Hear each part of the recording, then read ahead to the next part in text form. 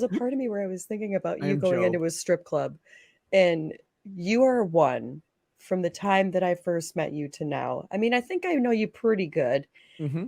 and you seem like a guy who wears exactly what you're thinking on your face, very much the way I am. And No, not at all. right.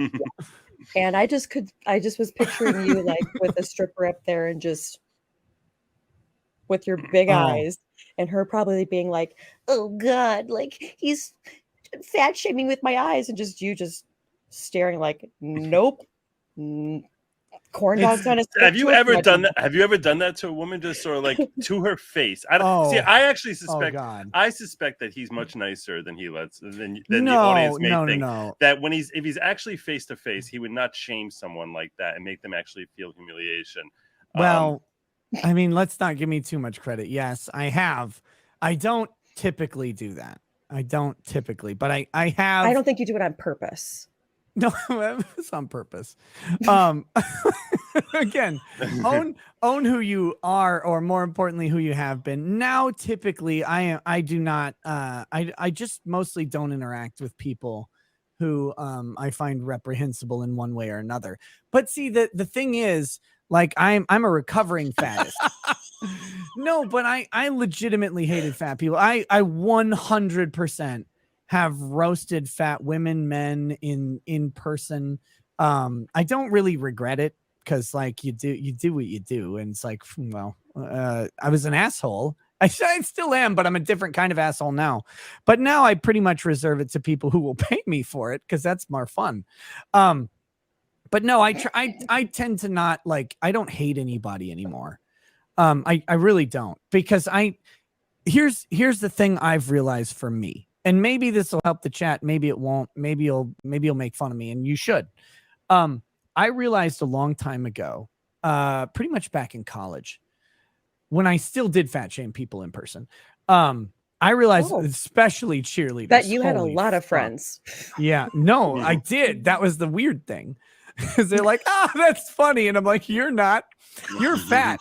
But no, it was I realized a long time ago in college that I actually want to hear people's stories more than I hate them.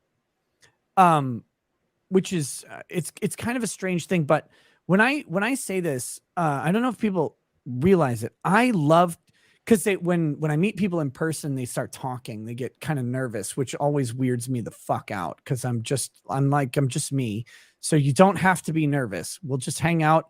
I'll buy you drinks. We'll get dinner. It's cool. I don't care who you are. But unless you don't have 20,000 followers or more. But no, Duh.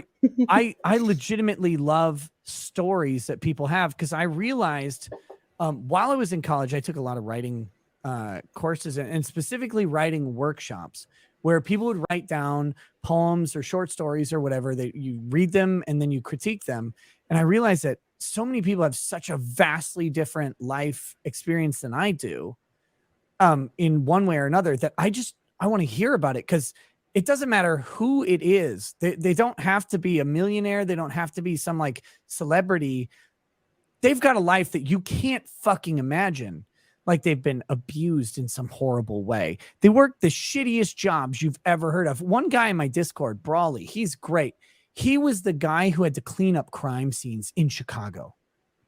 Like, he worked for a cleaning company, and they were low staff, because it's not the job he signed up for. He was just a cleaning company, not the job he signed up for, but they were low staff. So they're like, hey, buddy, you need to go do these. And they started sending him to crime scenes, and he's like sitting there scrubbing up blood and brains and all sorts of shit, Jesus. Mhm. seeing dead bodies left and right. Holy fuck. Like, that's a wild story. And you will never experience that. Most people will never experience anything like that in their life. And so it's like, and this is just a guy. You'd never know it about him. He doesn't do that for a living. He didn't choose it. He's not some weirdo who's like, oh, I went into the mortician program and it wasn't disgusting enough. He's just this cool dude. So like, I realized a long time ago, I love hearing stories, and that overcame all of my like prejudicial hatred, because look, fat people got fat in some way. And it's Oh, yeah. probably interesting, in all honesty. It's either some about, like, for a lot of people, it's a bout of depression, it's abusive parents, it's maybe they were having a baby and they had gestational diabetes, they gained a whole bunch of weight and they just could never get away from it.